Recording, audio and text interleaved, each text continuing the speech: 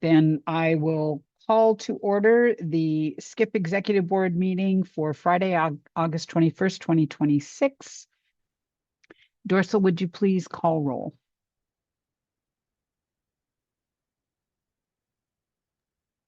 Yes, ma'am. Nancy Backus, Here. Dana Ralph, Here. Liz Steed, Here. Christina Soltis, Here. Gene Axinger, Here. Brian Davis, Here. Victoria Schroff, Here. Eric Zimmerman, Carmen Rivera, Here. James Lovell, Here. Dennis Martinez, Jelani Jackson.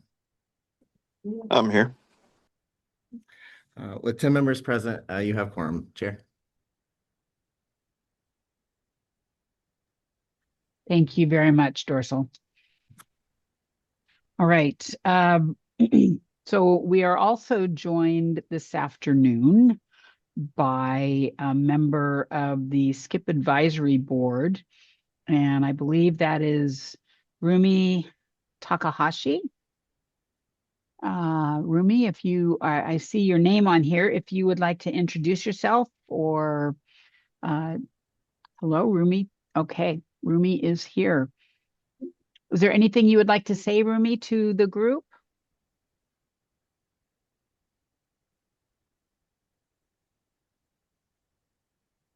No microphone. All right.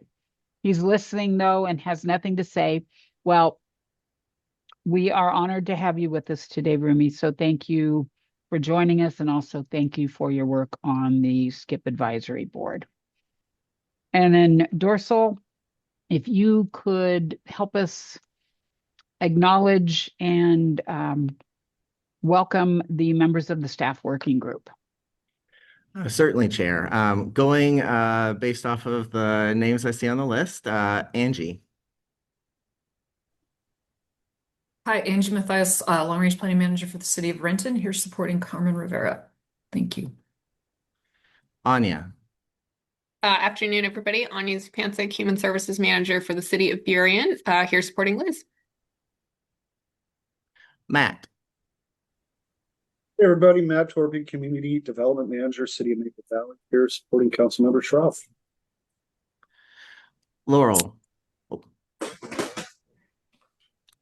Hello, Laurel Humphrey, City of Tukwila.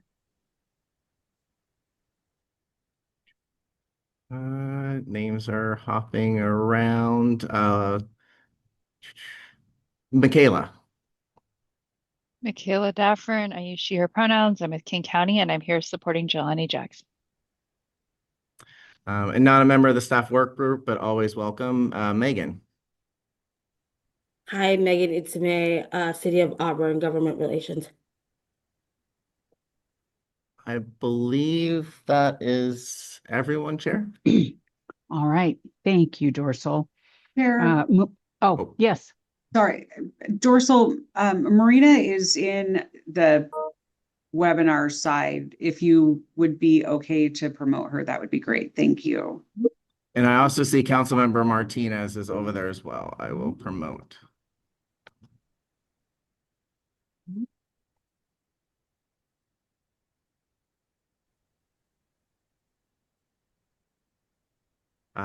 They should both be receiving promotions now.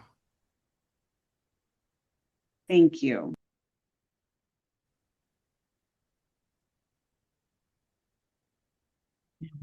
Take a moment until we make sure they're here.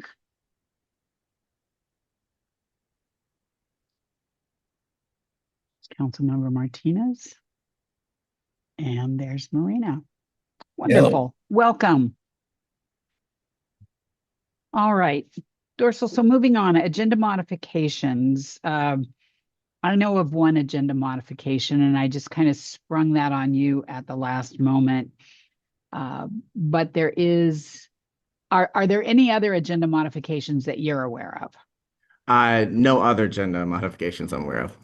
Okay, so to the board, I would like to add an executive session.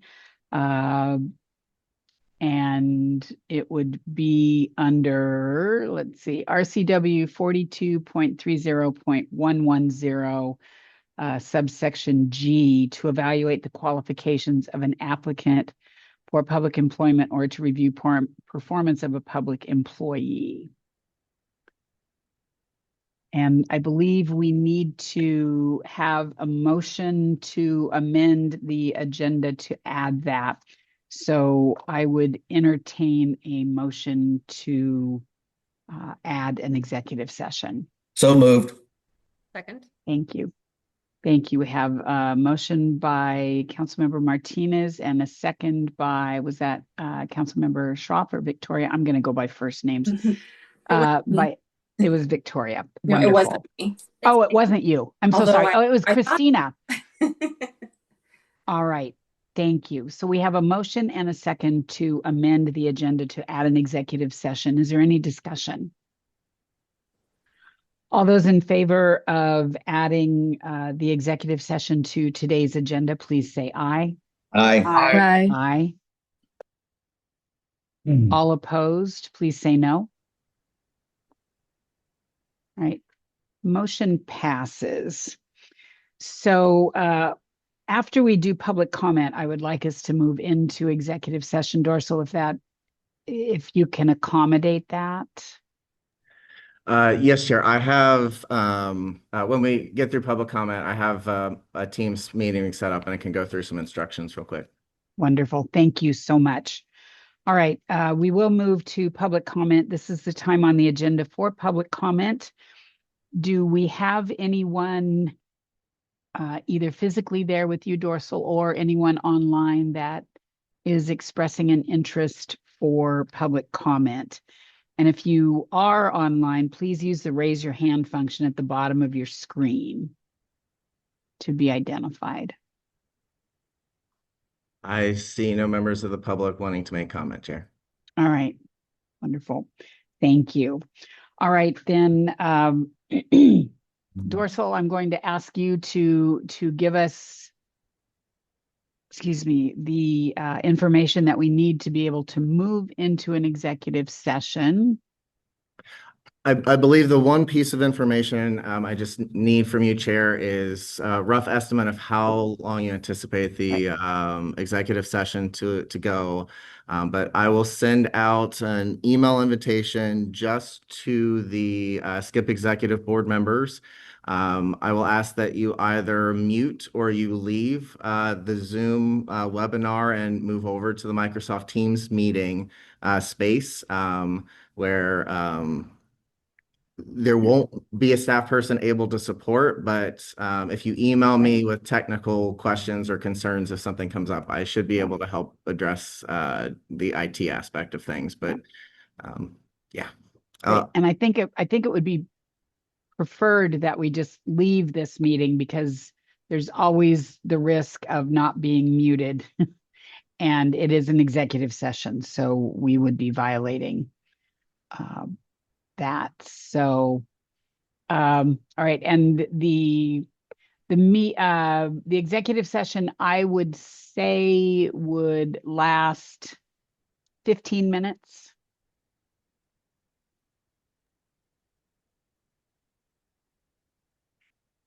And so once we receive, Executive board members should have received the invitation. It's the same email that you receive your SKIP executive agendas from.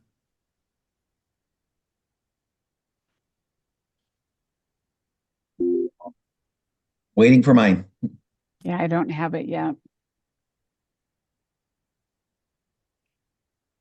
I got Dorsal.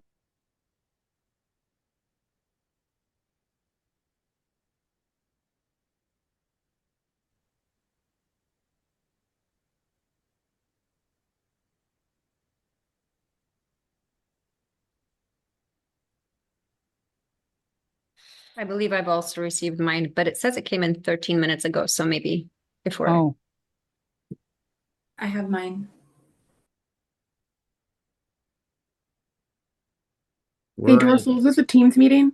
yes, it is a Microsoft Teams meeting. So it's a different format. Oh,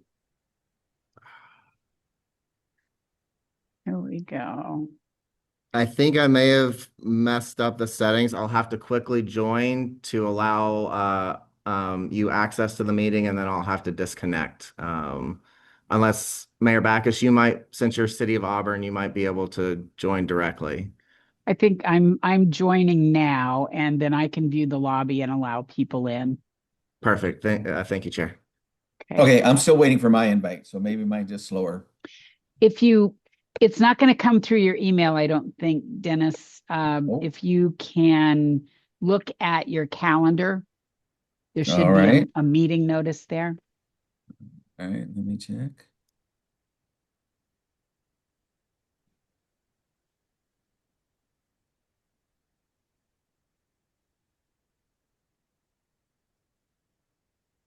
I'm still waiting for mine as well, though maybe the county has particularly sensitive email filtering, so we'll see.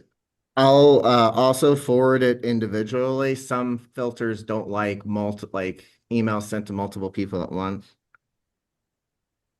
That would work great for me, Dorsal, because I still can't see it on my calendar. Okay. All right, I am going to log off of this meeting so I can log into the Teams meeting and allow others to join.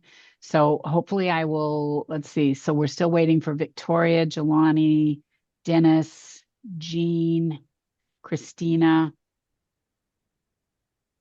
There's 5, right? So we should go ahead and join right now. Yeah, go ahead and join. I'm going to leave this meeting so that there's no chance of me not being muted on this one. Okay. And you're sending them out individually, right, Dorsal? You Yes, said? I just Okay. sent one directly to you. It will not have a subject, but it's the direct Teams link. You should be able to just click Got on it. it and join. Okay, got it. Okay. All right, I'm gonna leave this meeting. Thank you.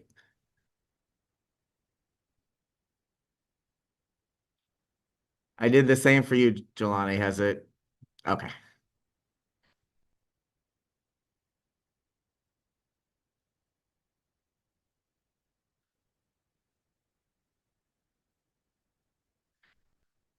And for those of you who are attending this meeting, thank you for your patience as we work through those technical issues. This space will remain open for you to participate in the meeting once the executive session has concluded.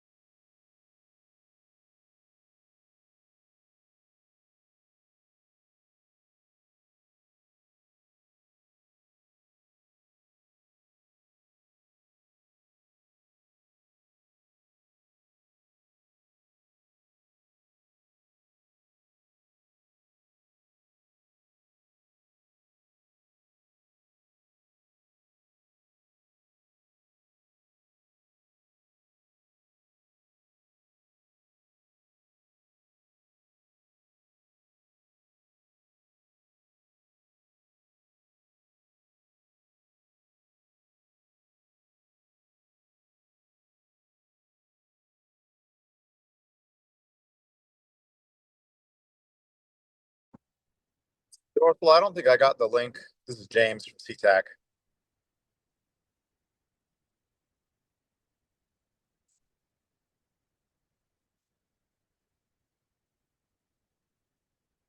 Was it sent to email or calendar? Or what was the?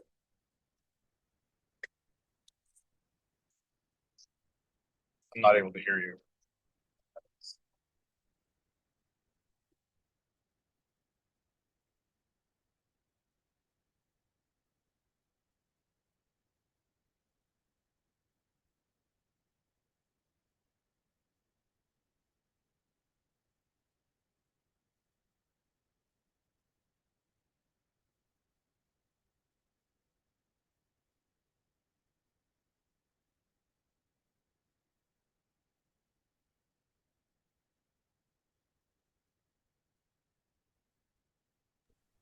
James, I just resent it to you again.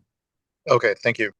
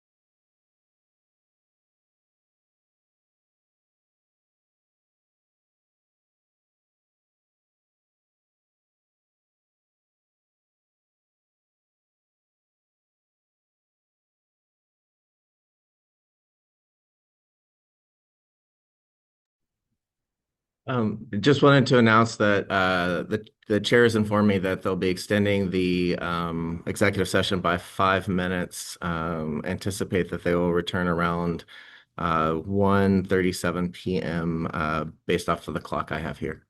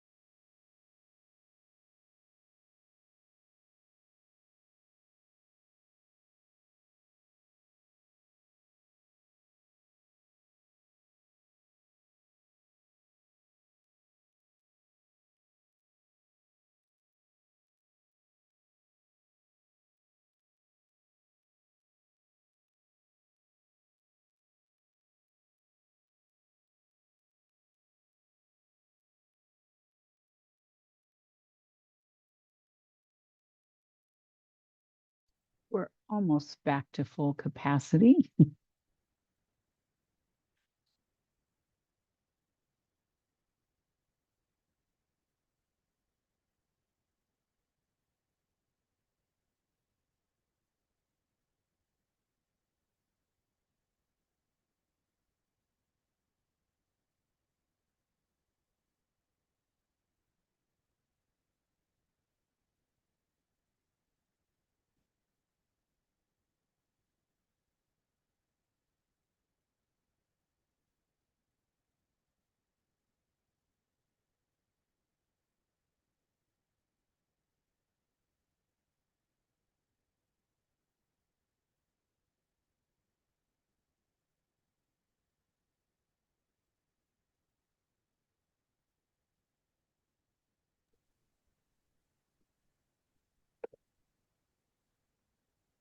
I'm promoting Councilmember Martinez right now, but I believe that is everyone that checked in during roll call, Chair. Wonderful. Thank you, Dorsal. All right, we are back from executive session. So thank you all for your patience as we convened that executive session. And there is action being taken after the executive session. Brian. Yes, and is that on the agenda with the motion that we made to add this item to be on the general agenda? The action, I did not say that there Okay. was going to be action, so we may need to add that as an agenda modification. Okay, I move to add Action from the executive action from the session. executive session to the from the executive session to the general agenda. Second. Great. And James, did you have? Okay, I don't see that you're muted, but we can't hear you. Now you're muted. Okay, we have a motion and a second to add action from the executive session to the agenda. Is there any discussion? None. All those in favor of adding an action item to the agenda coming out of executive session, please say aye. Aye. Aye. Aye. All opposed, please say no. Okay, that motion carries. Brian. Okay, thanks, Mayor. I make a motion that the City of Auburn, on behalf of Skip, negotiate the terms of employment for Dorsal Plants as executive manager of Skip. Second. Thank you. We have a motion and a second. Is there any discussion? Well, I will tell you that I am very pleased by this proposed action and appreciate, excuse me, the interview process, the application process, the interview process, those that were able to participate in the interviews.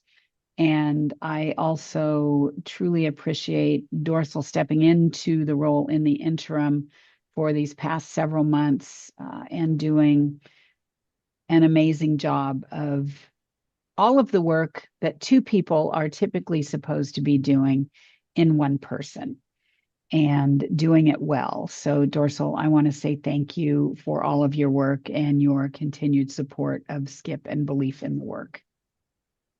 Dana. Thank you, Chair. I am going to happily support this motion.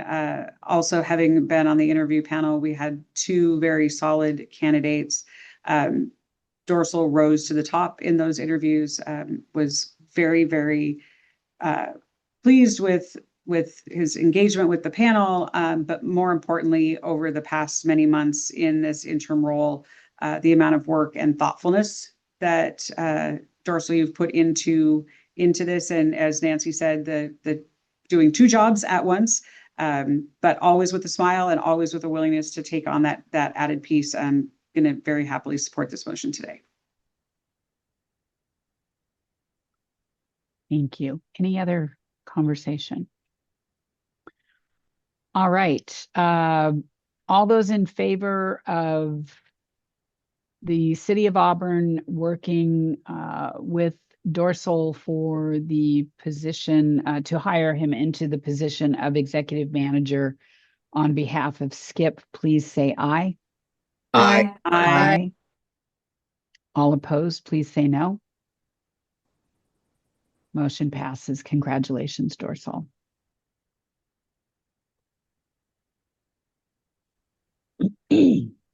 All right. Moving on. Sorry, Dorsal, I couldn't tell you any of it. I just had to stay in the dark with you for a while on all of this. All right, we will move on. Oh, actually, Dorsal, is there anything you want to say? Thank you. Having the opportunity to support Skip the last few months, filling in has been one of genuinely the highest honors of my life. And you have my word that I will not let this trust in me down. Thank you very much. Thank you. All right. Did I do the vote? I'm sorry. Yes, I did. Sorry, it's been a week. All right, we will move on to the approval of the minutes. Is there a motion to approve the minutes of the July 17th, 2026 Skip Executive Board meeting? So moved. Thank you. Is there a second? Second. Thank you. We have a motion and a second. Is there any discussion? All those in favor of the approval of the minutes for the July 17th, 2026 meeting, please say aye. Aye. Aye. All opposed, please say no. The minutes have been approved. All right, moving to resolutions. Resolution number 2026-06, a resolution of the Executive Board extending the use of funds deadline for the LIHI Skyway Project. So as part of the 2023 funding round, Skip awarded $2.8 million to LIHI to support the Skyway Affordable Housing Project. And developers have up to 3 years to use their Skip award, and they must request an extension if they need more time. While the Skyway project is scheduled to close in November, granting an extension today will give them a bit of extra breathing room for coordination. And I think we have people here today. We have Victoria Chow, project manager for LIHI, that we'll hear from. And then after that, Dorsal will walk us through a quick overview of the resolution before us. Dorsal, I'll turn it over to you. Thank you, Chair. We have Victoria here who'll just provide a brief update on where the project is, and then I'll talk a little bit about why we're asking for this extension, and it's our first time extending a project, so probably touch a little bit on that process as well too. But Victoria, I'll turn it over to you for a project update. Sure. Firstly, thank you, board, for your time, and also congratulations, Dorsal. For those who need a bit of a refresher on the Skyway mixed-use project, it's 54 units of studios to 3 bedrooms, housing in the Skyway neighborhood just south of Seattle. It's a majority minority neighborhood, and this building will be serving households making 30 to 50% of the area median income. We have project-based vouchers and Apple Health and Home subsidy on many of the units, and homeless households, including homeless families, will be served at this building.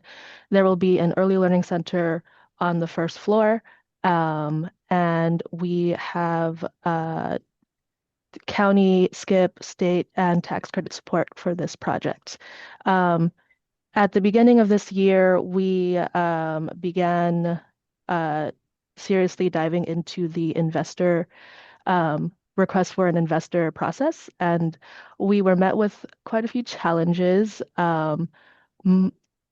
The region in general has seen a fall in tax credit pricing, and for our project, we went from looking at 84 cents per the letters of interest we got during the application phase to 76 cents, which is what our current letter of interest says.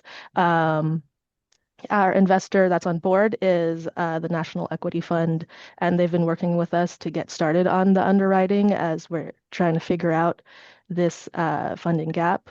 We have landed on requesting a tax credit increase from the commission, and they are taking it to their board on September 24th, and that's when we expect to hear back. To be fully transparent, our falling tax credit pricing contributed $1.2 million to this funding gap, and then there was another $2 million that was brought up partially due to our investor requesting a pretty large operations revenue deficit reserve because of the challenges they're seeing in the greater Seattle market. Yeah, so the first domino to fall really needs to be that commission board meeting. We have it on verbal that it seems like we should be approved for this tax credit increase, and that will allow us to close before the end of this year and utilize all the funds that we've been awarded on this project and really get started on construction.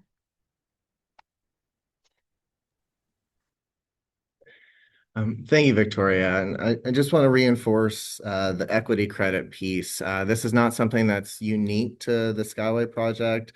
As I've been attending other public funder meetings, that credit pricing appears to have really gone down from that 84 cents down to 75, 76. Of course, it varies still across projects, but that 10 cents does make a difference. Over the past couple of months, I've been working with the other public funders on the Skyway project to ensure that LIHI gets to closing, because we do have an equity credit investor that is interested in this project, which is one of the big challenges that we're seeing across the county right now. And so it is essential that this project close before the end of the year because there are other funders that have requirements that tie it towards closing by the end of the year.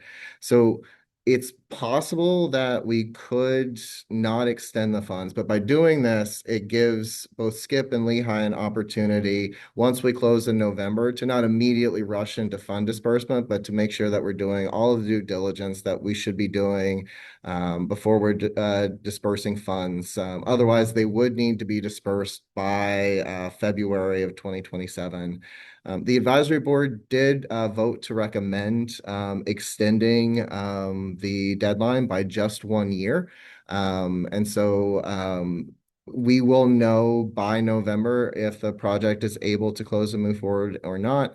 I, of course, will update the board if the project is not able to move forward. But in meeting with the other public funders, it does sound like there's a strong possibility that LIHI will be able to get there with our support and the other public funder support. And so that is why the advisory board and Skip staff would be recommending this one-time extension.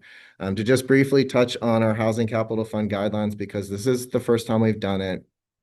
Organizations that awarded funds have 3 years from the final council action to take to use funds. And so they are able to request an extension at that point up to 1 year and return to Skip to request additional extensions if needed. The advisory board did flag that might be something to look at in future funding rounds, but I don't think that that's a concern for this project because they do need to close by November, and so extending by 1 year should meet the needs of the project. So I'm happy to answer any questions, or we also have Victoria here to answer any questions, but that is what I have on this item, Chair. Thank you. Are there any questions from the board? If not, is there a motion to approve resolution 2026-06? So moved. Second. Thank you. James, I think, I mean, I heard you barely. I don't know if your volume is down or up, but okay. We have a motion and a second. Is there any discussion? Right. All those in favor of resolution number 2026-06, please say aye. Aye. Aye. Aye. All opposed, please say no. Resolution 2026-06 passes. Thank you. All right, next we're on to discussion items. Excuse me. King County Executives Breaking the Cycle Investment and Revenue in Homelessness and Housing, the IRHH, because we love our acronyms, work group. So as part of the Breaking the Cycle initiative, the Executive's Office has convened a work group to explore a dedicated revenue source, including a countywide housing levy, to support emergency shelter and affordable housing across King County. Bringing together leaders from government, community labor, and the private sector, including SKIP, this group will deliver its final recommendations to the executive by the end of this year. So to share more about the work and provide the board an opportunity for input, I am happy to introduce Marissa Chavez, Director of Policy and Innovation for the King County Executive's Office. Marissa? Yes, thank you, Mayor Backus. Thank you for the invitation from all of you to be here today. I'm happy to engage in this discussion, and thank you to Dorsal for his help in coordinating our presence here today. And I really want to quickly introduce TJ Stutman, who is joining me today and will be sharing the presentation with me as well. So TJ, do you want to give yourself an introduction? Hi, I'm TJ Stutman. I'm with the King County Executive's Budget Office. I really appreciate the invitation to speak to you today. I wanted to spend a little bit of time giving a little bit of background to you all today on some of the work that is happening on this revenue work group. And thank you to Mayor Backus for her involvement in coming to the meetings and contributing in a really positive, meaningful way. Really appreciate your time at our work group meetings. They are not short, and everybody's time is very precious today. So thank you for your participation. And Dorsal also, who is a representative on the work group, who has been spending a lot of time helping me as well in sort of the planning of the meeting times and agenda times and discussion points, and trying to figure out what data and information would be most helpful to the members of that work group. So appreciation much to both of you for your time. I know it's not a small ask. So today I wanted to provide a little bit of an update, and I'm sure, Dorsal and Mayor Beckett sit on the work group, so there's probably a lot more that they could share, but I wanted to just give a very quick rundown on the background of the work and the executive's perspective and where we're trying to head. I'm going to try to share my screen, so hopefully this all works seamlessly. I never can tell with. Okay, you all are able to see it. Now let's see if I can control it. Okay. As Mayor Backus mentioned, there is an investments and revenue work group out of the Breaking the Cycle executive order. This is an executive order that was issued by Executive Zahalai back in March. Some of the folks in the room, like James, were critical to helping us make that announcement. So appreciation to everybody who's been involved. This is a pretty significant effort underway currently at the executive office. There's a couple of components under this existing executive order. There is actually like 5 different components. I'm going to try to focus today mostly on the revenue work, but just know that there is other systems level work that is happening under a broader work group that is bringing together, I think, 45 different service provider organizations and folks from the cities as well. I believe actually we have representation from Mayor Ralph of the city of Kent on that work group. There's a lot of work happening in the executive office. I'm losing track, but thank you for your participation in that work as well, Mayor. I know that there's a lot of work happening in that broader Breaking the Cycle work group. It is a large group every time they meet, and they are also meeting for many hours to think about what kind of systems level changes we can do for populations that have high acuity, high needs.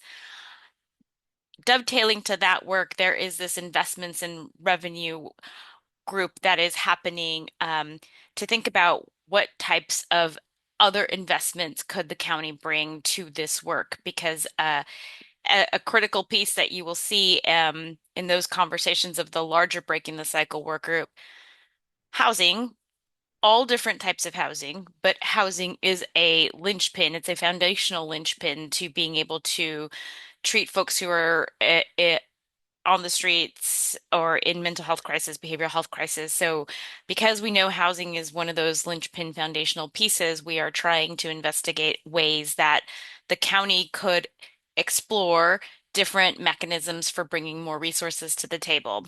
So I do want to just be really clear with folks that the executive proposed this work group because he really wanted to hear from a wide variety of individuals. Understanding that we do need more resources and all different types of housing to support the needs in the communities in King County, but also understanding the levers are connected. So as we increase taxes, it also increases economic burdens on families and individuals who are on fixed incomes. So there is that tension point of new revenue also increases burdens for families who are already struggling. So the executive is very cognizant of that, and he's trying to weigh and balance those demands, but also understanding that hopefully it's not an either or, and hopefully we can figure out some way to bring some balance to those conversations. So that is why he is convening this work group, because like I mentioned, he really wants to hear from a diverse set of folks to be able to better understand how we can maybe achieve that balance and what are some of the ways that these investments could bring some additional resources to support a variety of different types of housing. So I'm going to just very quickly go through some of what the revenue work group has been hearing, and also wanted to reiterate that we are really intentionally trying to engage with a very wide array of individuals in this work. So while there is a steering committee, and this is the steering committee, so you will notice in the effort to hear from a wide variety of folks, the executive was interested in hearing from we have members from Sound Cities Association. That is how Mayor Bernie and Mayor Backus are joining us in that work group. We also have folks from business, and you'll see the Downtown Seattle Association Chamber.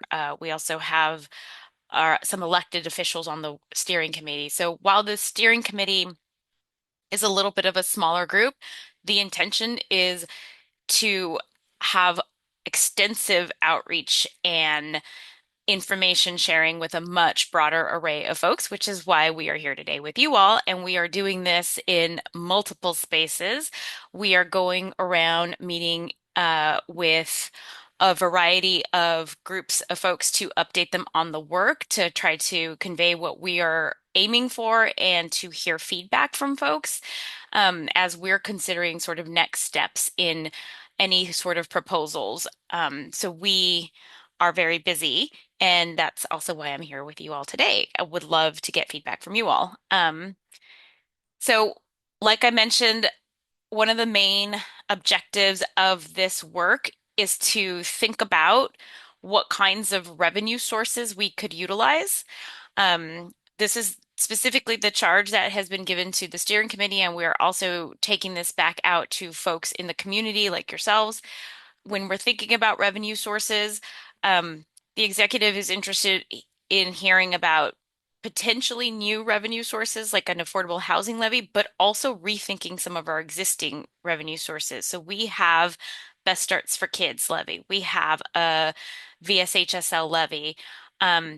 He is doing a deep dive into those to try to figure out what are the programs that are working very effectively in those that are being supported by those levies, and maybe where are there programs or services that aren't working very effectively that are being funded, and how could those funds be redirected to effective programming, including housing.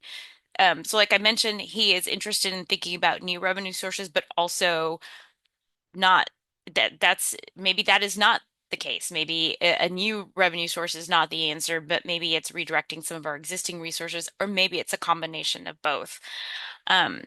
The other thing is if there is a new revenue source, thinking about the rate of revenue, balancing again, understanding that the more new taxes get layered on, it does have an impact on folks who are already feeling some of the economic pressures, and also trying to think about though where is that balance between those two tension points of the economic impact to individuals, but also trying to figure out how we can bring new resources into a system.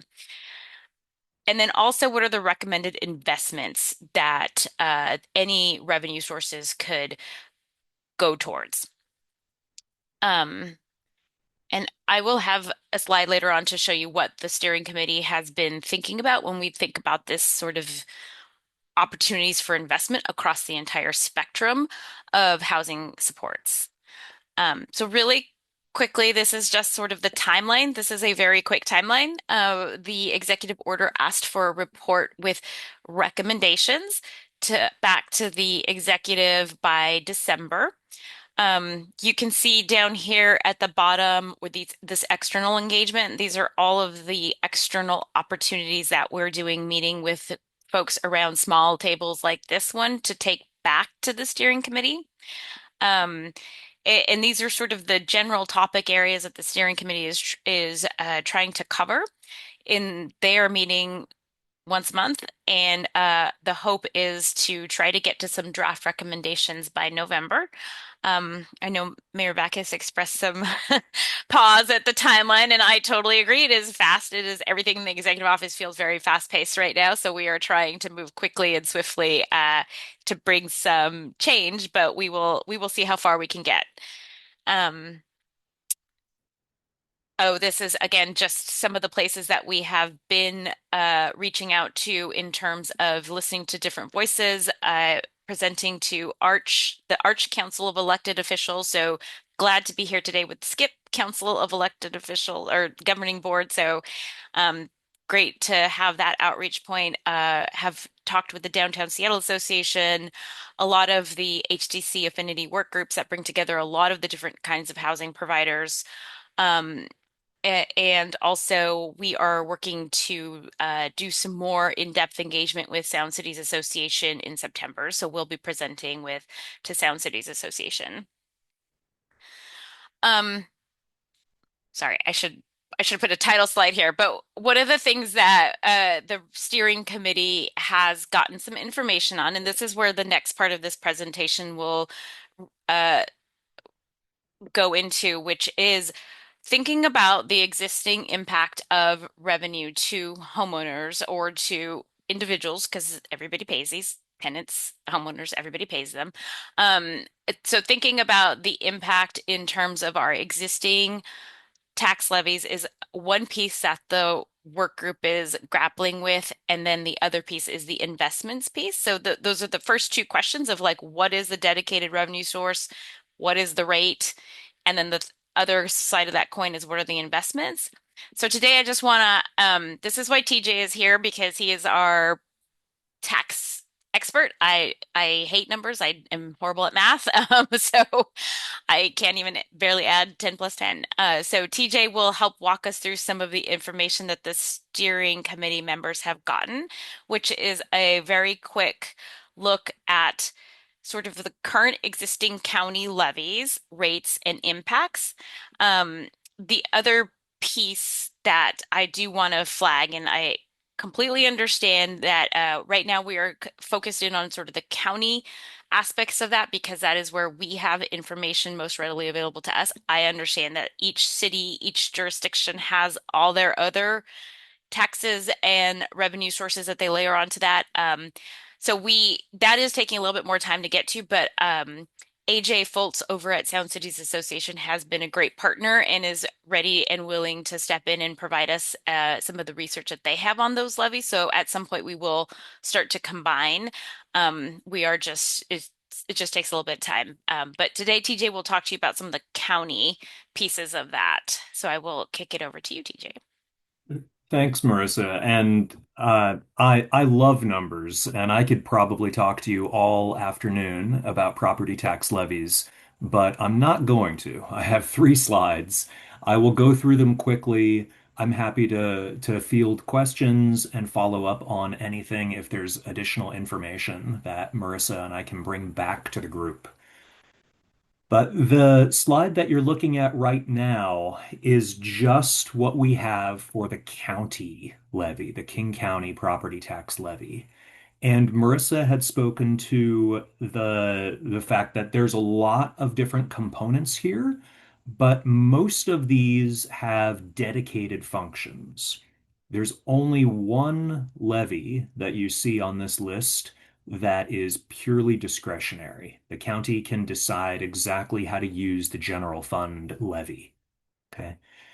The rest of the items, whether they are a lid lift or one of those other regular levies, those are all going to have dedicated functions. When you look at your property tax bill, or if you know how to use the King County Assessor's LocalScape tool, that's an online tool that people can use to review property tax amounts, levy components, you'll see one number for the King County levy, and it's that $1.46 figure that you see down at the bottom of the rate column. All of these different moving parts of the King County levy are just going to show up as $1.46, even though it's combined out of levies that the county has discretion over and levies that have been approved by voters for specific purposes. Many of you remember you were asked not too long ago to vote on the parks levy lid lift, the county levy lid lift. Before that, you were asked to vote on the APHIS levy lid lift. So individual components, but all rolled into one figure as far as how much revenue the county actually receives, even if it's split across many different functions. Marissa, you can go to the next slide. But TJ, can you? Yes. So when you have monthly impact, is that on a house of a certain, Yes. the average countywide cost of a home? What are you using there? Yeah, that's an excellent question, Mayor Backus. Thank you for asking. That is based on the median assessed value for a home in King County of about 860 grand. Okay. Because these levies are all countywide, for the countywide impact, we just wanted to show the median homeowner. What exactly would they be paying based on the assessed value of about 860 grand?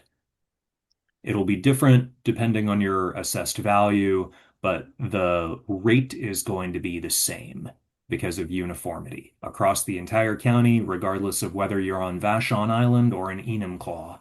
It's going to be $1.46 for the county levy. So, And oh yeah, I was just gonna say, I think we're gonna try to drill into some specifics just so folks really kind of get a picture or a visual of how that impacts a homeowner. So that's what some of the next slides are. exactly. Thank you, Marissa.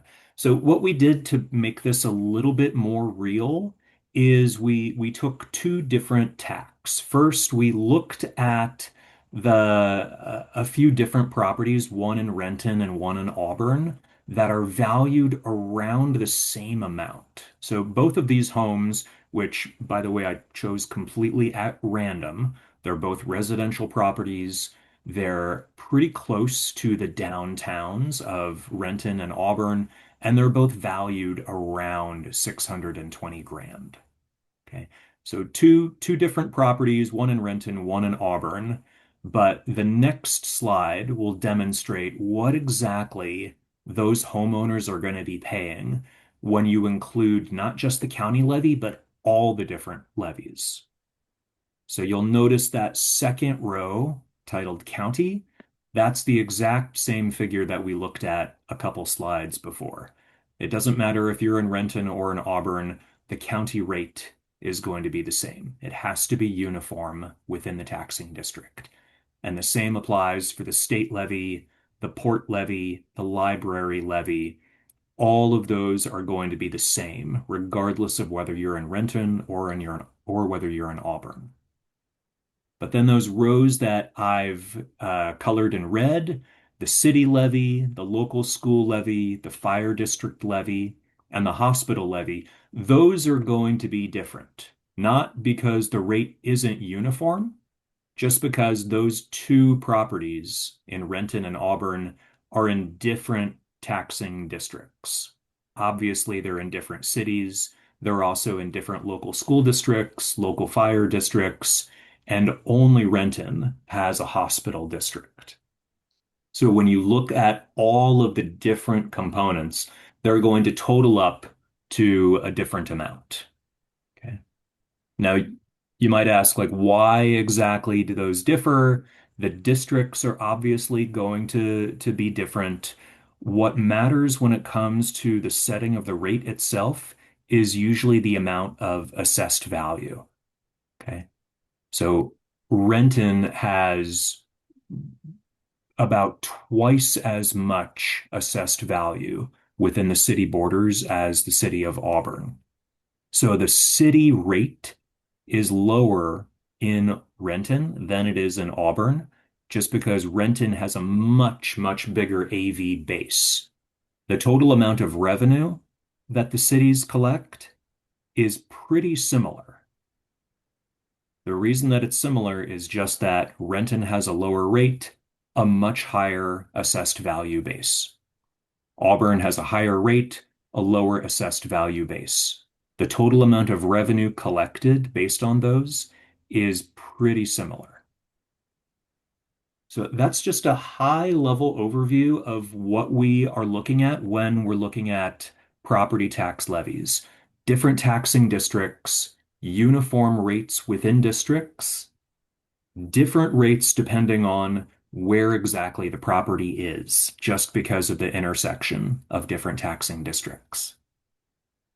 I'm more than happy to answer questions. I'm also happy if there's information that people want, some more drilling down. We can certainly do that. I'm very happy to hear what people are interested in hearing more about. And those are the end of my slides. Thank you, TJ. Any questions from the board? I'm not seeing any hands raised. Okay. One of the things I will just mention is that as part of the revenue work group that is happening, some of what we will be doing is trying to work with SCA to get a better picture for all of the different cities in the county to try to think about the rates across the cities. So just that is underway. It's just going to take a little bit more time, but we wanted to show an example today just on two random cities, and we're going to try to be working to get more of that data. The oh gosh. Okay, I'm sorry. I'm gonna this slide deck keeps messing me up a little bit. There is one of these. Okay.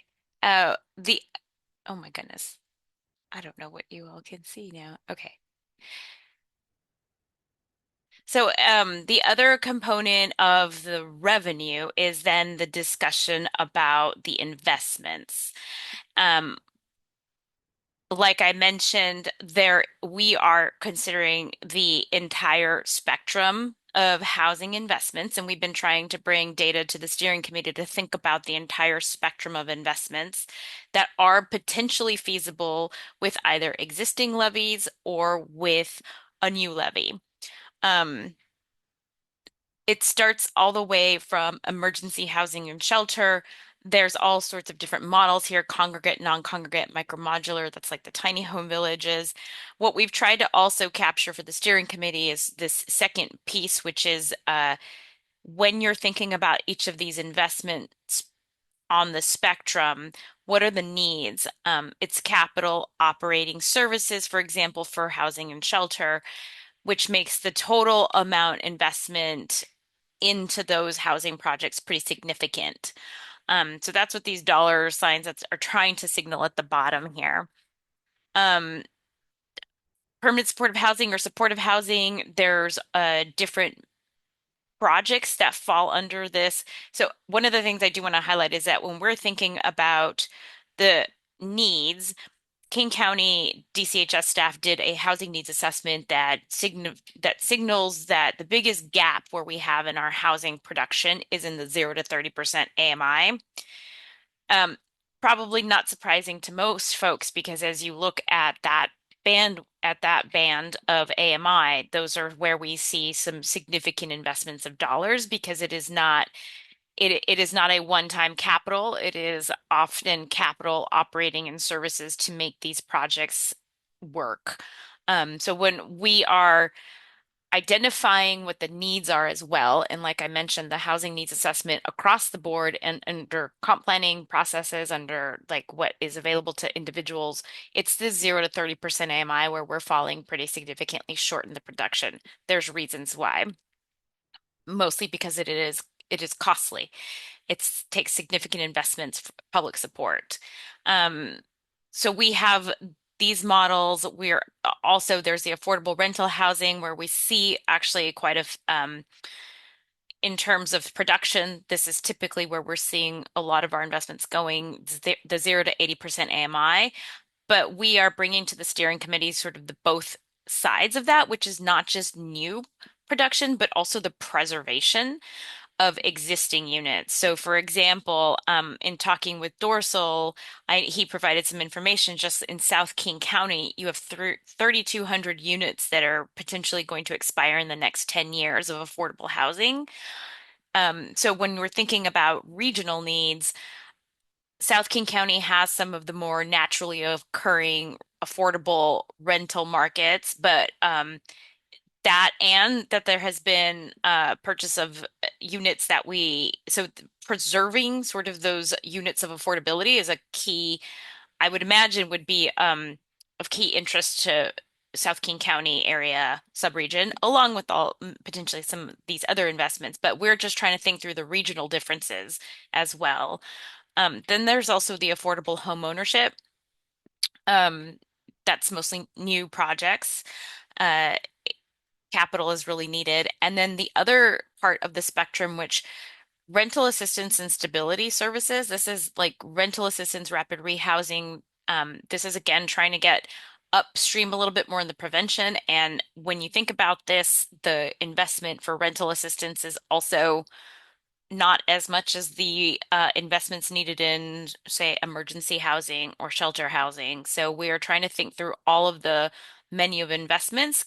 When you think about revenue, you're trying to think about where you would spend those dollars.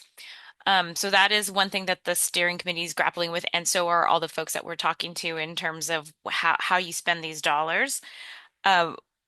Just as a quick side note, there are 3 jurisdictions that do have a housing levy currently: Bellingham, Vancouver, and Seattle. Just to give sort of an overview of how some of these levies do break down their investments right now, we compiled this information. So for example, Bellingham actually invest about a third of their levy in rental assistance and stability services. City of Vancouver, similar. City of Seattle has made different choices in their levy dollars. They are spending a significant amount of their levy dollars in the emergency housing production and preservation. These other areas are spending significant amount, but you can see sort of the distribution of how some of these levies have chosen to do their dollars, just slightly different. So this menu, or this options of investments, is something that we are asking folks to think about, and to think about what are the needs that are important for your constituencies, populations, communities. So that is why we are here today, which is twofold, really.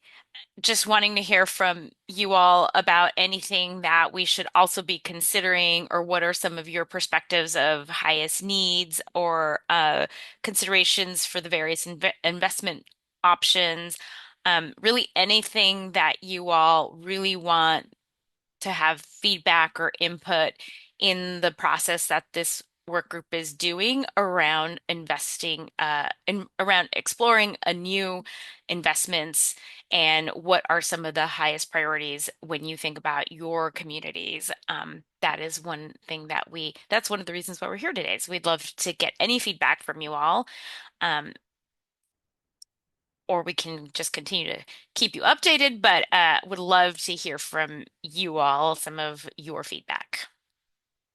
And I'll stop sharing my screen real quick. Any thoughts from any of our members or any questions? Dana. Thank you. I really appreciate sort of that last slide in the combination of the menus. It will come to no surprises anyone on this call. It's disappointing to me, and I would love to see a greater investment in ownership opportunity, helping people break out of the cycle of being stuck with rent and not building that generational wealth. I think it's a real issue and a real need. And with the cost of housing, of home ownership going up, it's also shocking, TJ, when you were talking about the value of a median priced home in King County. It's not attainable. And we focus a lot on rent, but we don't focus on helping people build that wealth. So I would just ask that be considered for additional investment. And just so folks know, I am taking very detailed notes on everything you say. So I'm not just letting it go in one ear and out the other. Great. Christina. Yes, thank you so much for an eloquent and wonderful presentation. I learned shortly prior to this presentation that the median house price is nearly 900,000, which is nearly $1 million, and that's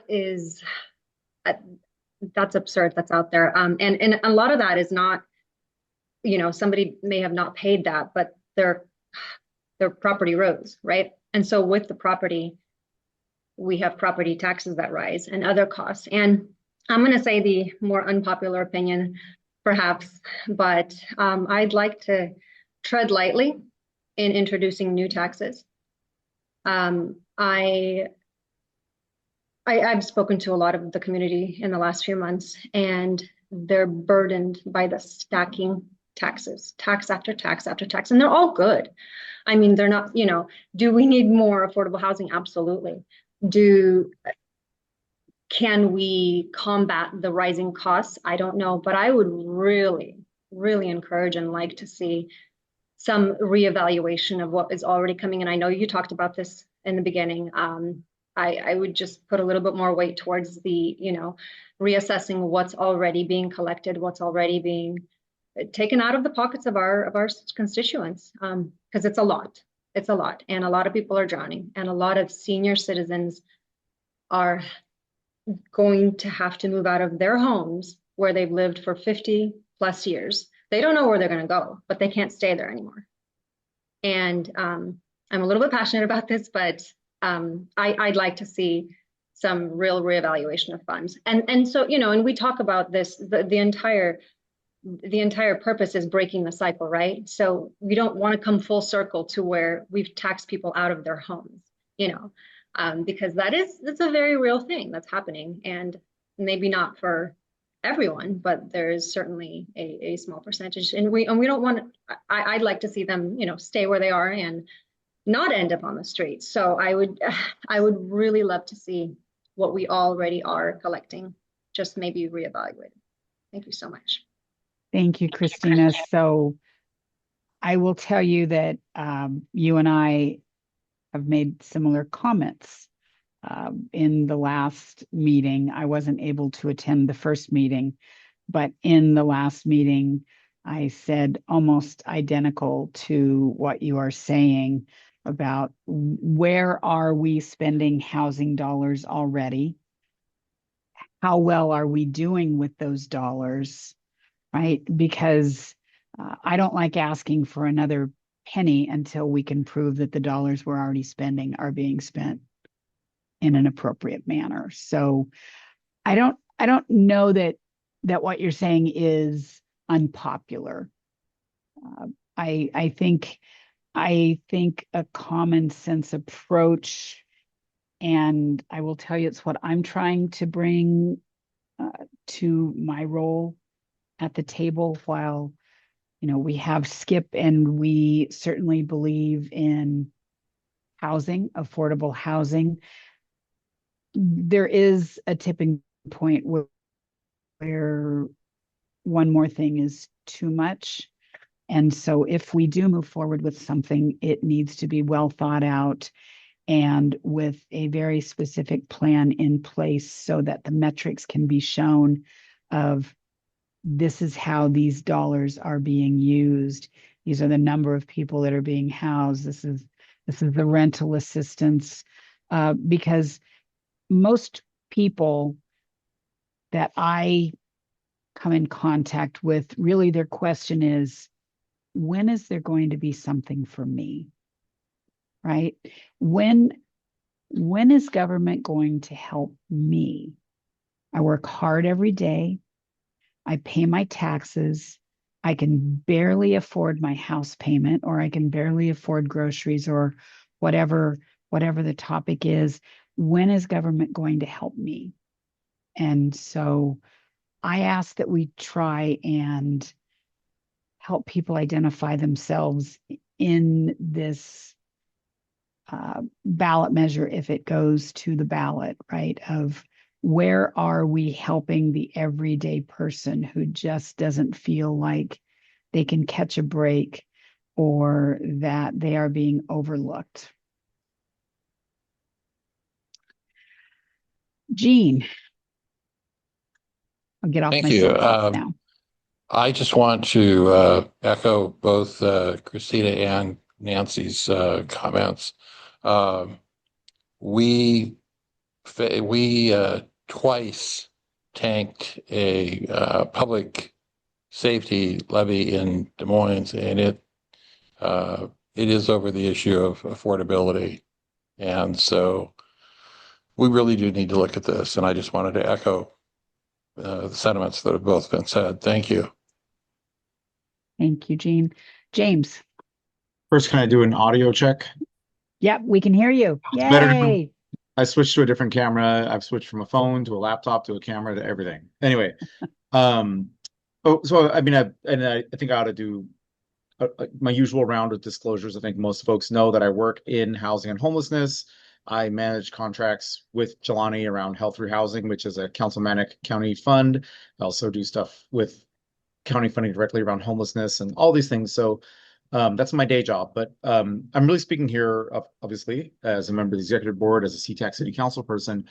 And I think the overall, also one more, I was on the Children Youth Advisory Board, which oversees the Best Starts for Kids investments, right? And so when Marissa and the team were talking about, one option is to redirect funds, I already see how little of Best Starts for Kids is making its way to SeaTac, and I want more of Best Starts for Kids to make its way to SeaTac, and we're going to work on that. I see how Veterans, Seniors, and Human Services levy money is being distributed, and I want more in SeaTac and South King and all of the places where people are being affected. And so when I hear a conversation about redirecting, I'm interested, but also having done a little bit around a few of these, I don't know where it's going to come from, because the pie is already a little too small, which leaves us all to say we need a bigger pie so that our slice of a King County housing levy or something might be bigger. I can't in good conscience say that another tax is not needed, but I can say that another tax that directly hits homeowners, seniors, and those furthest from living affordably, that's not acceptable. So I think Marissa and team from the county, the feedback from SeaTac and what we are always looking at is where are the places where the unaffordability of King County is being pushed unfairly on South King County, and where can we find resources that counter that? And that's what, there's lots of ways. I'm not, I think famously in the last many months, we've seen lots of news about a millionaire's tax, which, may or may not yield the kind of revenue, things, but there's an appeal to that because it says, that is not speaking to the senior that Christina was mentioning, right? Who is trying to choose between certain bills, one of which might be housing. And it's not speaking to the folks who are driving Uber all over South King, but especially we see a lot of that here in SeaTac as their second or sometimes third job. So is there a way, or as the county considers the ways that a housing levy, since my first position is that we need more revenue to support this, and I don't see places with some limited expertise or at least experience with some of the other funding sources, I don't see places where those can be cut without doing as much damage as good. Where are the ways, or what are the revenue tools that we're actually talking about, and who will be paying for the investments that are kind of resulting from the impact of their work, their industries? So pretty typical position one might expect from me, but I think we need to do more around housing and homelessness, and we need to make sure that it's not the lowest income folks paying for it, and that includes many, if not all, of the cities in South King County. That was really just a soapboxing, if you don't mind, Nancy. I didn't have a specific. If I have to end it with a question, I could just be like, Come on the "Am I soapbox right?" with me. Yeah. Right? Okay. Thank I'm you. gonna be like, is this a question or a comment? Yeah. No. And TJ is more well versed in this, but I also understand like the county has more limited tools that they can, like, TJ, maybe you could answer that really quickly about the revenue tools. Yeah, the county, so all counties in Washington only have the revenue tools that have been provided to them by the state legislature. So, for example, something that comes up quite a bit is, does the county have its own business tax? Can we shift taxes from property taxes to businesses? And counties don't have that kind of general business taxing authority. There's no King County B&O tax, for example. Whereas many cities have their own local B&O tax. Kind of in the same vein, I see there's a question in the chat from Rumi around whether property tax exemptions could be used to address some of these equity concerns. And the answer is unfortunately very much the same. The county can't implement property taxes or property tax exemptions without getting explicit authority from the state legislature. In some cases, that does exist. So, for example, there is an ability for counties in Washington state to implement limited exemptions for accessory dwelling units. But that kind of broad authority to build in property tax exemptions is not a power that county governments possess. It would have to come from the state legislature. Or the people. People. Right. I mean, this is a levy. This is not a councilmanic thing, right? And so I think there are some creative tools that counties have used when it's a vote of the public. I don't want to get into the like we that could be an exploration, I think, right? Is that we're talking about something that's not it can be regional, creatively done. So Has that, sorry, I'm not aware. Has that happened where it was a property tax exemption in no, a sorry. I'm talking in general because it's a vote of the public. There are a few more tools that we can use than the councilmanic tools that the county has used quickly. It'd be good for me to follow up with a few of the ideas that some of our residents have talked about. So later. Yeah, I would be really interested in talking more about examples that you're familiar with. And in terms of flexibility, you know, the uses of different levies, it's usually prescribed in the state legislation, but for examples like levy lid lifts, the county does have discretion about how funds are going to be used, which is different than getting into some of the technicalities with how how properties are valued or what assessed value is actually used in calculating property taxes. What you're talking about, I think, is more on the spending side. Like when a levy lid lift goes to the ballot, are there uses of the funds on the spending side that could be used for equity measures? But I'd be really interested in examples that you're familiar with. It's a good, sorry, I know folks have their hands raised. It's a good note, James, though, because I know one of the tools that some folks have been talking about out there is that RCW, that is a separate on its own affordable housing levy. And I know that there's been conversations about, can we go to the state legislature to adjust some of the AMIs? But it's like, well, maybe there might be other things that we want to think about in that language to go to the state, like exemptions for certain folks. I don't know about the legality of any of that. I'm just throwing out ideas. So it's a good flag to throw out ideas. Thank you, Carmen. Thank you. I'm in alignment with a lot of what has already been shared. I'm going to add, though, as someone in the generation and of, a lot of my friends, I can only afford a house in King County because my parents had a house in King County. I know a lot of people from my graduating class that are in this really crappy situation. So I really appreciate what's being talked about in terms of home ownership and affordability, because we are bearing the brunt, the millennials and those younger than us, who are having like the hardest time with home buying. And that's just like statistically accurate, right?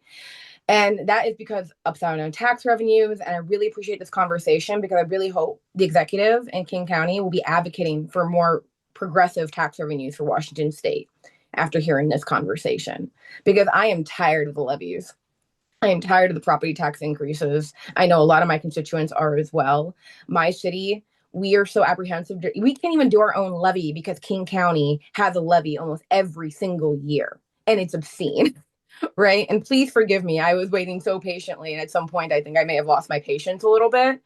But everyone here is going to say the same thing. South King County has been left behind. And that is economically true. We've been economically disenfranchised. And it is no loss on no one. That is because we are probably the most diverse. All right. POC and like just housing, all of it. We have been left behind. And so it's insulting, I think, to come here and to push back on us a little bit. And I'm not saying that's what you're doing, but like what we're telling you is we don't want any more levies. You can explain levies to us as long as we know what I've been paying them. I know what a levy is. Okay. I know all the different types of levies. I know my taxes through and through. And I also know there are people who make a lot more money than me who pay a lot less in taxes. And that's where I'm getting real frustrated. Right. And I hope like that is what you take away from this conversation, because what everyone is saying here is exactly like housing affordability is becoming impossible, especially for the younger generations. Gen Z, it doesn't even seem like a possibility. The idea of homeownership is like a distant dream for them. And that is really, really sad, right? And we cannot keep burdening those on fixed incomes and those who are continually struggling with this upside down tax revenue. So thank you for receiving my passion in those. But I think as someone who's born and raised in South King County, I know a lot of us, and thank you, James, for smiling, because I know you appreciate this as well. It's just like, we don't want to pay any more in taxes. Our cities want to actually have a chance for us to have a levy for once, right? So whatever you're going to do, one, you have to, I think, to overcorrect how far South King County has been left behind the past several decades.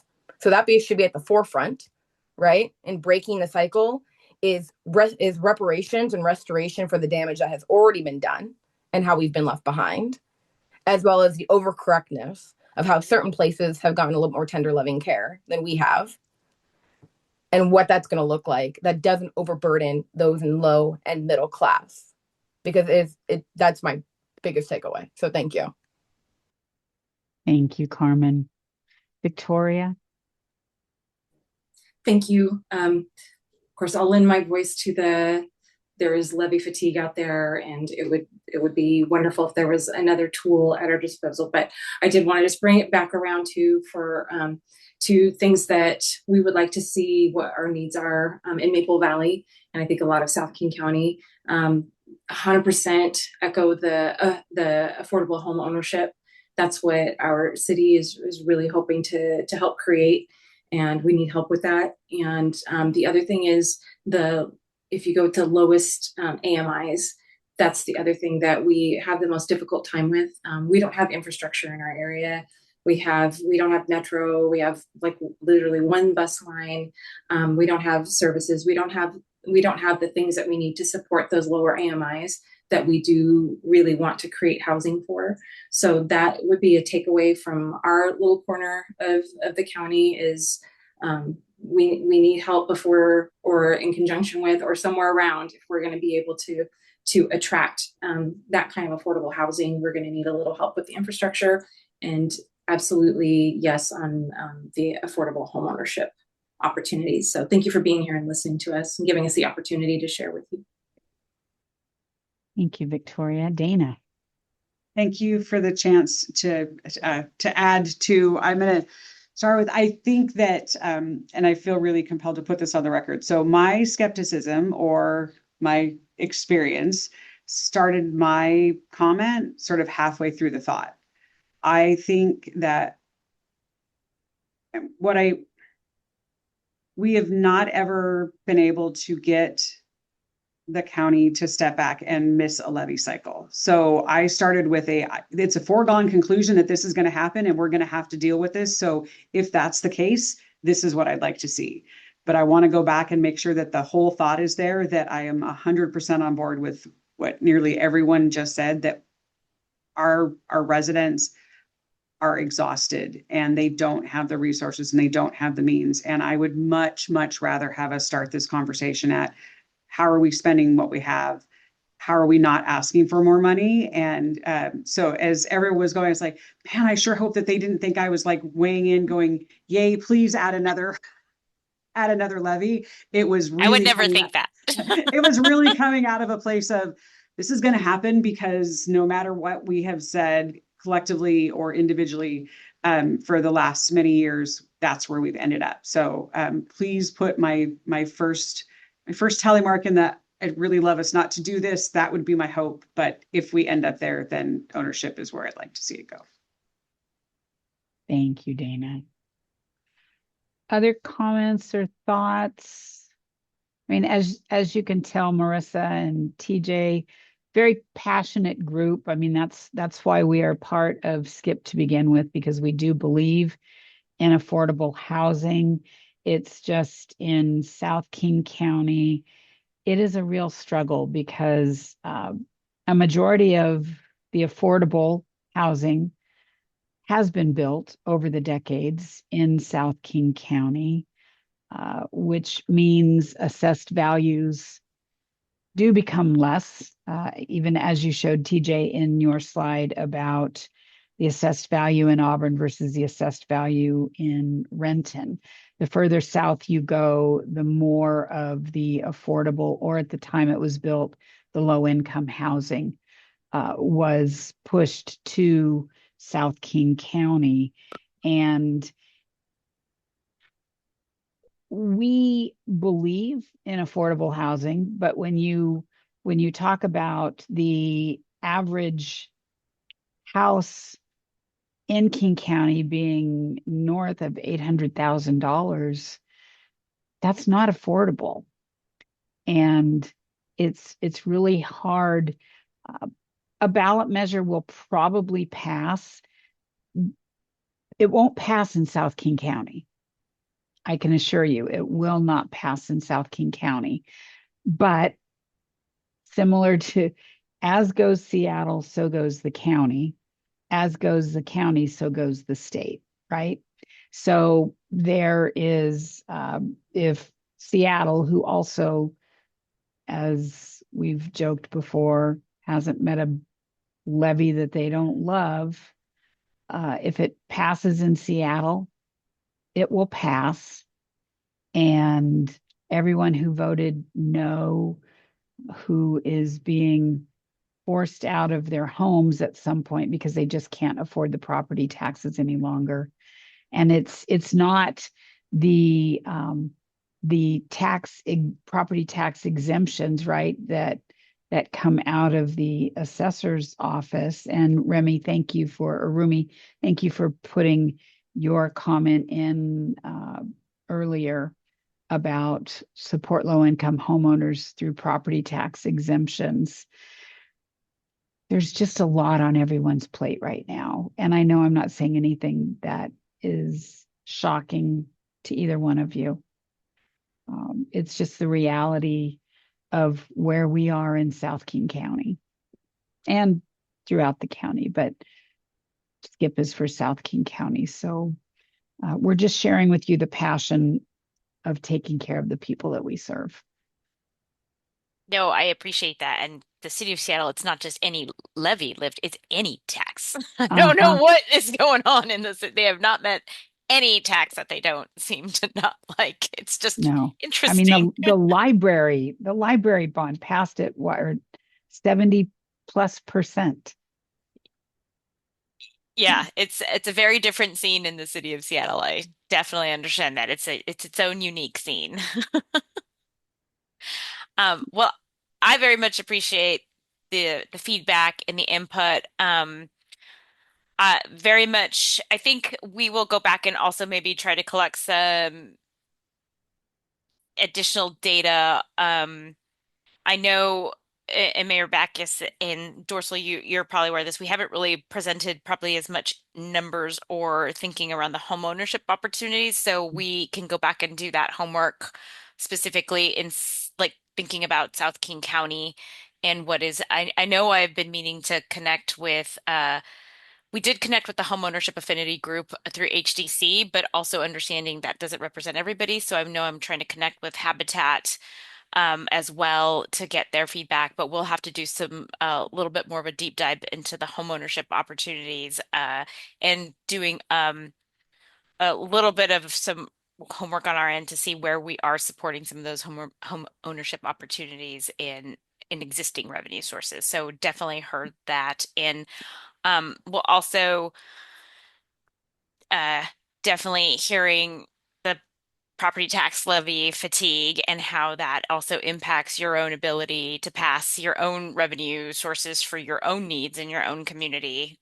So we will take that information. I did take notes, so we will bring all of these, we'll try to flag all these considerations back at the steering committee as well to just understand that as the county goes, there are real implications for cities to be able to meet their own needs in terms of their own taxing ability, to be able to provide for your own services as well. So, and sounds like we all just want to go banging at the door at the state legislature too for things.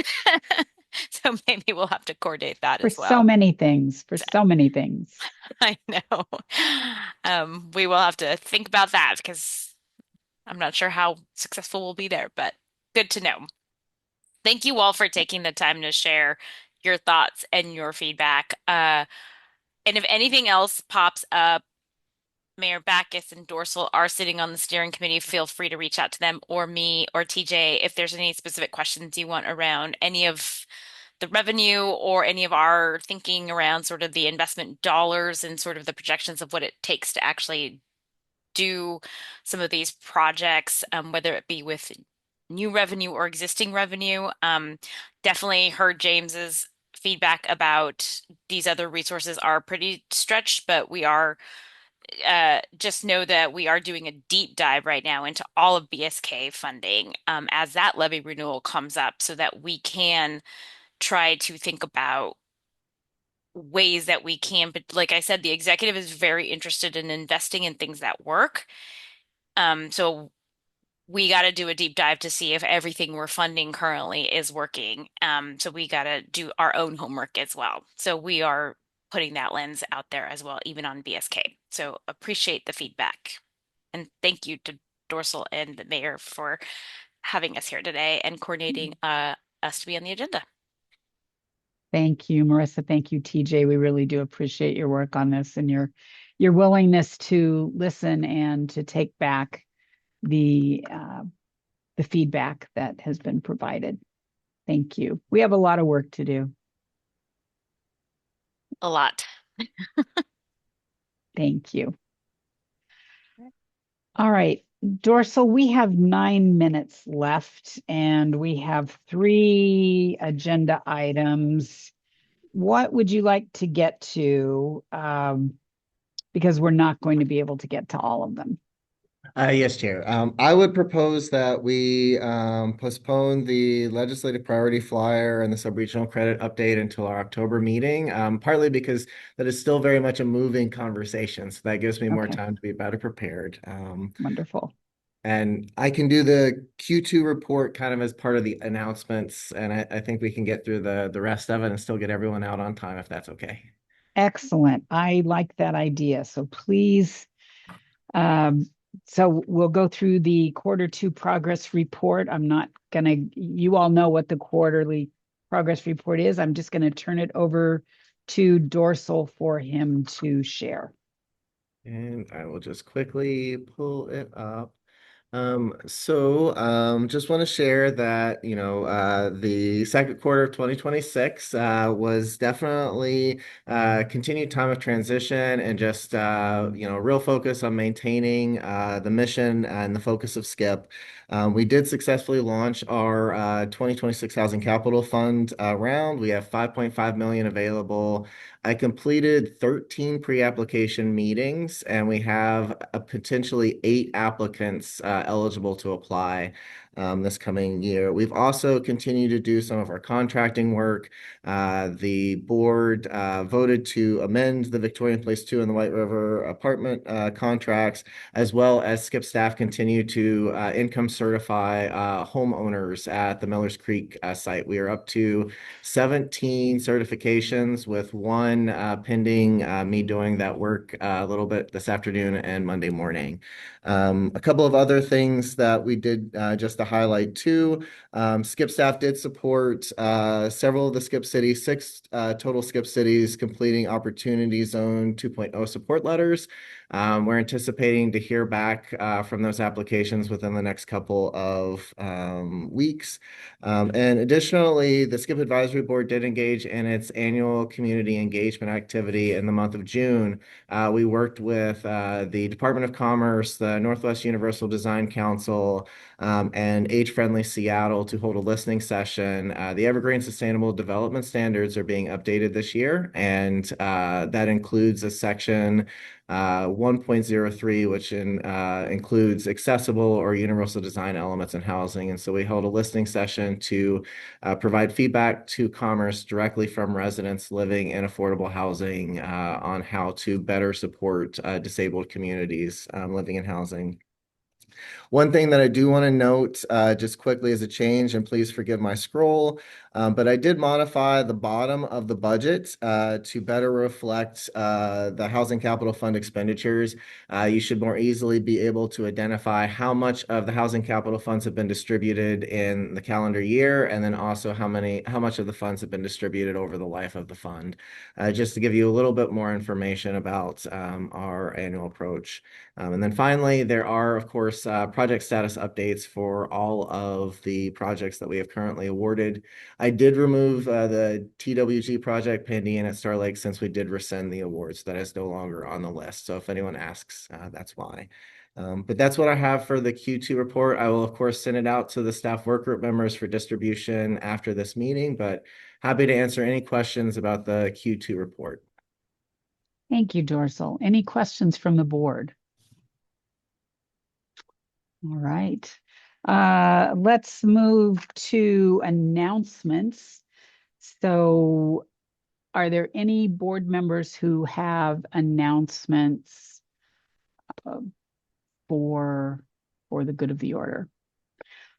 I will just share one with you. I think I mentioned, it was back in March or April that I attended the ribbon cutting for the Burien Habitat for Humanity housing homeownership that SKIP had invested in. And about a week ago, maybe 2 weeks ago now, I was and there was a woman there with her 2 kids who spoke. She was a disabled veteran talking about how she had been homeless and then worked with an organization and then worked with Habitat for Humanity and was able to provide this new home for her and her 2 children. I was at the Fusion fundraiser in Federal Way, I think it was 2 weeks ago today, and the same woman and her 2 beautiful kids were there to talk about how Fusion was that first step for her they took her into shelter, her and her family shelter for a while, helped her get on her feet, and got her connected with Habitat for Humanity. And again, they are now in a beautiful home in Burien that they are the homeowners. And so I wanted to share with you that the work that we do does matter. We can put faces to those dollars that we're spending, and to see a family flourishing because of the care and compassion that you and your cities are showing in providing affordable housing in this region is something I don't think we often stop and think about enough. And so I just want to share my personal and my professional appreciation to each of you for your care and the time that you invest and the dollars that you and your cities invest in the people that we serve. So thank you for that. Anybody else have any comments for today? Dorsal, anything that you want to share? I do have a couple of just quick announcements. If I can build off of the wonderful sentiment there, I just want to advertise that on September 18th, our executive board meeting will be in person. It will be at the Burien Family Housing Project, which Skip invested, and I'm very excited for the board to have an opportunity to see it. In addition to touring the Burien Family Housing side, which we have investment in, we will also be touring the Mary's Place emergency shelter that will be co-hosted on the same site, which will hopefully continue that vein that the chair just spoke about, where we're bringing families off the street into shelter and then helping to transition them into sustainable long-term housing. I did send out a template if you would like to extend an invitation to your other council members or other members of your city, or other individuals you'd like to come. I would just ask that you let me know roughly by September 11th so that I can ensure that the site's ready to receive us. I'll also send out parking instructions and things like that as we get closer to the event, but super excited to have you all there. I also want to share, this is not a skip event, but on September 11th, King County will be hosting an in-person lunch and learn event that will feature the King County Director from Department of Community Human Services, Sarah McLaughlin, and members of the crisis care team. The focus of the event will be to talk about the crisis care levy and some of the work that they're doing. So after the meeting, I'll send out the flyer about the event if you are interested. And then I also want to share that in October, I will be bringing forward a draft letter that SHAPE and ARCH and other sub-regional organizations have been preparing to provide some guidance and input to the task force that is preparing the the study for the Department of Housing. I will send out that letter in September, even though we will not be discussing it at the September meeting, just to give the board more opportunity to review the letter, and for our non-elected board members to have an opportunity to meet with their councils and executive to get input. And then lastly, in case you can't see the chat, during the discussion, Michaela Daffern from the staff work group did include information about tax exemption, property tax exemption that may support some of your constituents currently, just in case you're not familiar with that program. And that's all I have, Chair. Thank you so much, Dorsal. And again, congratulations and thank you for the work that you have been doing on behalf of Skip and for Skip within the region, being a great representative. We look forward to more great things, and we will start getting, we'll work with HR to get the job posting up for your replacement in as a coordinator. Very All right. excited. Thank you all so much for your time today, your great thoughtful questions, and While it looks a little overcast here right now, I hope that you find joy and sunshine in your weekend. And until we see each other again, thank you so much for the great work that you do. Bye-bye. Thank you.